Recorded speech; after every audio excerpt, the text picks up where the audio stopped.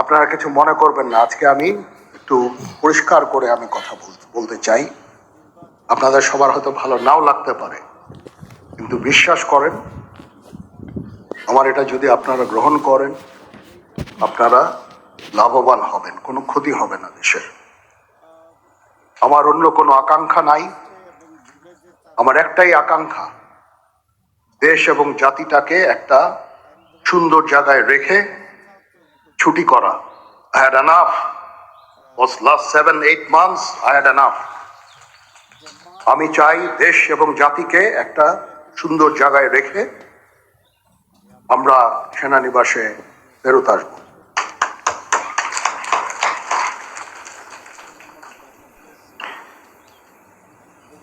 আরেকটা জরুরি বিষয় যেটা আমি ভাবলাম যে আপনাদের সাথে আমি শেয়ার করি। দেশের এই আইন শৃঙ্খলা পরিস্থিতি খারাপের পেছনে কিছু কারণ আছে। প্রথম কারণটা হচ্ছে যে আমরা নিজেরা হানাহানির মধ্যে ব্যস্ত, একজন আরেকজনের বিরুদ্ধে বিষোদ্গারে ব্যস্ত। এটা একটা চমৎকার সুযোগ অপরাধীদের জন্য। যেহেতু আমরা একটা অরাজক পরিস্থিতির মধ্যে বিরাজ করছি, তারা খুব ভালোভাবেই জানে যে এই সময়ে যদি এই সমস্ত অপরাধ করা যায় তাহলে এখান থেকে পরিত্রাণ পাওয়া সম্ভব। সেই কারণে এই অপরাধগুলো হচ্ছে। আমরা যদি সংগঠিত থাকি, একত্রিত থাকি, তাহলে অবশ্যই এটা সম্মিলিতভাবে মোকাবেলা করা সম্ভব হবে। Police, RAB, BGB, DGFI, NSI এগুলো দেশের জন্য অত্যন্ত গুরুত্বপূর্ণ কাজ করেছে অতীতে। খারাপ কাজের সাথে অসংখ্য ভালো কাজ করেছে। আজকে যে দেশের স্থিতিশীলতা, দেশটাকে যে এত বছর স্থিতিশীল রাখা হয়েছে, এটার কারণ হচ্ছে এই সশস্ত্র বাহিনীর বহু সেনা সদস্য, সিভিলিয়ান সবাই মিলে এই অর্গানাইজেশন গুলোকে, অসামরিক, সামরিক সবাই মিলে এই অর্গানাইজেশন গুলোকে এফেক্টিভ রেখেছে। সেই জন্য আজকে সুন্দর, এতদিন ধরে আমরা একটা সুন্দর পরিবেশ পেয়েছি। জুলাই সনদের ভিত্তিতে নির্বাচন আর জুলাই সনদের ভিত্তি না রাখা নির্বাচনের মধ্যে তফাৎটা কি আসলে? নির্বাচনের ক্ষেত্রে অনেক কি বলেন তো? অনেক বলেন। সেটা হচ্ছে জুলাই সনদের ভিতরে যে কতগুলো পয়েন্টস আমরা একমত হয়েছি, সেগুলার ভিত্তিতে নির্বাচন হলে বা গ্রহণযোগ্য হলে মানুষের সাইকোলজিতে প্রথম বিরাট একটা চেঞ্জ আসবে, নাম্বার ওয়ান। নাম্বার টু, সেখানে ইলেকশন প্রপার করার ব্যাপারেও কিছু সাজেশন আমাদের আছে, তো সেগুলো সেখানে ইমপ্লিমেন্টেড হবে। তিন, যেগুলো আমরা এখানে একমত হয়েছি সে সমস্ত বিষয়গুলো যদি এখনই না হয়, যেই মেজরিটি পাবে তারা এটা করতে পারে, না করতে পারে। সুতরাং আমাদের জুলাইতে এক্সাম নিতে হবে। আমাদের সনদ তৈরি করার জন্য যে এনার্জি। আচ্ছা, আমি একটু প্রথম কথা আপনি বললেন যে এটার মধ্যে একটা সাইকোলজিক্যাল মানে কোনো কিছু আছে যেটা আমরা ধৈর্য দেখতে পারবো, টেনজিবল কোনো পরিবর্তন, যে জুলাই আগস্ট জুলাই সনদের ভিত্তিতে যদি জাতীয় সংসদ নির্বাচন হয়, আমি ভোটটা যেমনি দিব বা ব্যালট পেপার যেমনি ছাপা হবে সেটার সাথে বা যেমনি গণনা করা হবে সেটার সাথে কোনো তফাৎ আছে জুলাই সনদ ছাড়া যদি নির্বাচন? না, গণনায় কোনো তফাৎ হবে না। কিন্তু আপনারা একটা সাইকোলজিক্যাল ওয়ারফেয়ারটা জিতে চাইতেছেন, আপনারা বুঝাইতে চাইতেছেন যে সরকারের নট অনলি সাইকোলজিক্যাল, কারণ ওইখানে যে পয়েন্টগুলো আছে এগুলো যখন অ্যাকসেপ্টেড হবে তখন জনগণ এর ভিত্তিতে তার মাইন্ড সেট করতে পারবে যে এভাবে একটা গভর্নমেন্ট হবে, এভাবে একটা ইলেকশন হবে, এবং এই পরিবর্তনকে সামনে রেখে সে কাকে প্রেফার করবে ভোট দেওয়ার জন্য, এটা তার মানসিক সিদ্ধান্ত নিতে সুবিধা হবে। সেটা তো আর ইমপ্লিমেন্টেড হওয়ার আর অপেক্ষায় নাই। যখনই জুলাই সনদ বা জুলাই চার্টার, জুলাই ঘোষণা সেগুলি নিয়ে যখন আলোচনায় আসতেছে, সামনে আসতেছে, তখনই তো মানুষের মনে এগুলি আছে যে আমরা আর দুর্নীতি চাই না, আমরা আর ঘুষ চাই না, আমরা আর কেন্দ্র দখল চাই না, আমরা এগুলি চাই না। সেটা তো আর আপনি ইমপ্লিমেন্ট আর কেমনি করবেন? মানে আমার কাছে মনে হয় তাহের ভাই, আপনি তো আমার প্রায় শিক্ষক সমতুল্য, কিন্তু আমার কাছে মনে হচ্ছে যে ব্যাপারটা একাডেমিক, আপনারা তর্কটা একাডেমিক করতেছেন, যে একাডেমিক তর্কটা আসলে সারবত্তাহীন। দ্বিতীয় যে জিনিসটা আপনারা বলতেছেন যে পরের সরকার আইসা এটা করবে কিনা, পরের সরকারে তো আসবেন আপনি করবেন, এটা আপনি বলেন না। ঠিক আছে, আমি যদি হয় আমি করব, কিন্তু আমি যদি তখনই করি তাহলে এখন আমি এগ্রি করতে ইমপ্লিমেন্ট আপনি তো এগ্রি করছেন, বিএনপিও তো মোর অর লেস 90% বিষয়ে যেগুলি মূল বিষয় এগ্রি করছে তো 90% কিন্তু বিষয়। এখন আমি দেখছি এর জন্য খালি আপনার এবং আমার শিক্ষক প্রফেসর আলী রিয়াজের বিরাট ভূমিকা আছে, আপনারা তাদেরকে এগ্রি করাইছেন।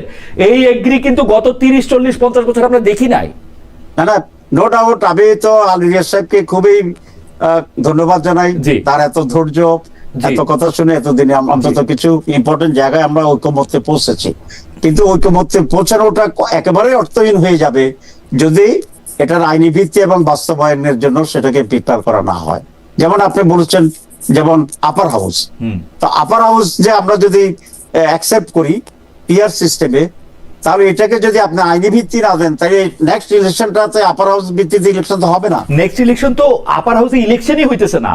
নেক্সট ইলেকশনে আরেকটা সরকার আসতেছে, যে সরকার নির্বাচিত হইয়া আপার হাউসটা করতে হবে, আপার হাউসটা একটা বানাইতেও হবে। সেই আপার হাউসটা আপনি বানাবেন, মানে আমি লজিক, মানে কি বলে এটাকে, যে আরে যে চেয়ার টেবিলগুলি তো কিনতে হবে আপনার, ওই চেয়ার টেবিলগুলিও তো আপার হাউসের জন্য একটা কিনতে হবে, একটা লোগো বানাইতে হবে, এগুলো অনেক কাজ তো। আপনি কইলি তো এখন আপার হাউসটা হবে না। না, এই কাজগুলোই গভর্নমেন্ট যদি সিনসিয়ার হয় তাহলে এটার ভিতরেই হবে। এক, আমি আপনাকে কাউন্টার প্রশ্ন করি, যে জুলাই চার্টার ভিত্তিতে যদি ইলেকশনটা না হয়, তাহলে জুলাই চার্টারের এখানে অ্যাচিভমেন্টটা কি? যে পরে কেউ ওয়াদা করে ইচ্ছা করলে করবে, ইচ্ছা করলে করবে না, তাহলে what is the benefit the nation will achieve from all? না তাই ভাই, আমার কাছে কিন্তু মনে হয় যে নেশন বেনিফিটেড মেনি থিংস। নেশনের ক্ষেত্রে একটা সবচেয়ে বড় বেনিফিট হয়েছে, নেশন এইটা বুঝাইতে পারছে টাইরান্ট হয়ে তুমি যত শক্তিশালী হোক, তোমার কাছে যত আর্মি, নেভি, এয়ারফোর্স যা ইচ্ছা তাই থাকুক, তুমি আসলে ক্ষমতায় চিরকাল থাকতে পারবে না। নেশন এইটা বুঝতে পারছে, এবং প্রত্যেকটা পলিটিক্যাল পার্টি এইটা বুঝতে পারছে যে তারা যদি জোর করে ক্ষমতায় থাকে, মানুষের অধিকার না দেয়, তারা ক্ষমতা থাকতে পারে। এটা হচ্ছে নেশন অ্যাচিভমেন্ট। আমি এই জায়গার মধ্যে থেকে একটু আসি, তাই ভাই আপনি মানে দেখেন, জুলাই সনদের ভিত্তিতে নির্বাচন আর একটা সুষ্ঠু নির্বাচনকে আমি সাংঘর্ষিক মনে করি না। আমি মনে করি জুলাইয়ের চেতনার মধ্যে, স্পিরিটের মধ্যে এটা ক্রমাগত প্রক্রিয়া, এবং এটার মধ্যে থেকে এটা অর্জনের পথেই আমরা আসি। আপনি যেটা বলতেছিলেন যে পিআর পদ্ধতির নির্বাচন ফুল, নিচের হাউসে পিআর পদ্ধতির নির্বাচনের সঙ্গে প্রেসিডেন্সিয়াল ইলেকশনের কোনো তফাৎ আসলে নাই। এই পদ্ধতিতে কেন্দ্র দখল হয় না, আপনি এটা বলতে পারেন? আমরা এরশাদ সাহেবের প্রেসিডেন্ট ইলেকশন দেখি নাই, আমরা জেনারেল জিয়াউর রহমানের সাহেবের প্রেসিডেন্ট ইলেকশন দেখি নাই, রাইট। আমরা শেখ মুজিবুর রহমান সাহেবের প্রেসিডেন্ট ইলেকশন দেখি নাই। না, প্রেসিডেন্ট ইলেকশন হচ্ছে, কিন্তু PRA it is not just exactly as a presidential. Absolutely exactly, বাকিটা পার্থক্য হচ্ছে একাডেমিক। না, পার্থক্য এই জন্য আছে যে সেখানে প্রেসিডেন্ট, এখানে যে সমস্ত স্টেক হোল্ডার আছে তারাও সেখানে থাকবে, কিন্তু স্পেসিফিক কেন্দ্র দখলের যে বিষয়টি আছে সেই জায়গাটা এখানে আমি মনে করি যে তাহের ভাই, আপনি আপনার কর্মী, তাহের ভাই আপনি আপনার কর্মীরে 14 গ্রামে বলবেন যে তুই ওই কেন্দ্র পাহারা দে, সে দখল করবে না পিআর হইলে? আর আমি মনে করি অনেক কমে যাবে, যেহেতু একটু কমবে না তাহের ভাই, একটু কমবে না, কারণ আপনাকে প্রেসিডেন্ট বানানোর জন্য, আপনাকে প্রধানমন্ত্রী বানানোর জন্য উনি সেই কেন্দ্র দখল ওইভাবেই করবেন যেতটুকু উনি এমপি হওয়ার জন্য করতেন, আরো বেশি করে করবেন। Let us see. তাহলে তো দেখা যায় ইলেকশনে কোন পদ্ধতিতে আমি এই জন্যই বলতে চাইছিলাম, এইটা তো এরকম না, এরকম অ্যান্টিবায়োটিক না যে আপনি এটা সারবেই আপনি নিশ্চিত করে জানেন। তো আপনি কেন এইটার দিকে আপনি যাইতেছেন? আপনি প্রেসিডেন্ট হন, প্রেসিডেন্ট হয়ে আপনি চেঞ্জ করেন যা যা কিছু চেঞ্জ করার। আমার হাম্বল ওপিনিয়ন হচ্ছে যে যেহেতু এখন একটা সময় এরকম যে আমরা আমাদের কে কোন অবস্থানে আছে এটা পরীক্ষা করে দেখতে পারি, আমরা এটা পরীক্ষা করে দেখি, যত সময় যেতেছে তত কি এটা আরো ডিফিকাল্ট হইতেছে না? সবকিছু মিলে আইন শৃঙ্খলা, না সবকিছু মিলে এই জন্য আমরা তো বলেছি আমাদের ফেব্রুয়ারি ইলেকশন যেটা, এটা আমরা চাচ্ছি, কারণ ফেব্রুয়ারি ইলেকশন না হলে দেশ নানাভাবেই আরো জটিলতার দিকে চলে যেতে পারে। কিন্তু তার আগে